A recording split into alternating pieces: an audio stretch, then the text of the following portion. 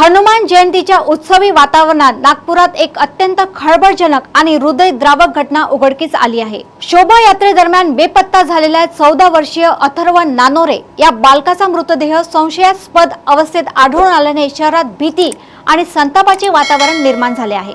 मिळालेल्या माहितीनुसार अथर्व हा हनुमान जयंतीनिमित्त काढण्यात आलेल्या शोभायात्रेत सहभागी झाला होता। याच दरम्यान तो बेपत्ता झाला होता। नातेवाईकांनी त्याचा सर्वत्र शोध घेतला, मात्र तो सापडला नाही। दरम्यान आज भरतवाडा परिसरात एका बोरीमध्ये त्याचा मृतदेह आढळून आला। मृतदेहाची अवस्था अत्यंत भीषण असल्याने घटनास्थळी उपस्थित नागरिकांमध्ये खळबळ उडाली। प्राथमिक माहितीनुसार अथर्वची अत्यंत क्रूरपणे हत्या करण्यात आल्याचा संशय व्यक्त केला जात आहे।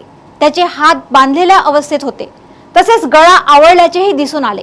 त्याची जीभ बाहेर आलेली असल्याने गळा दाबून खून करण्यात आला असावा असा अंदाज व्यक्त केला जात आहे। या निर्घृण घटनेमुळे एका निष्पाप बालकाची हत्या कोणी आणि कोणत्या कारणाने केली हा प्रश्न उपस्थित होत असून पोलीस प्रशासनापुढे मोठे आव्हान उभे आहे।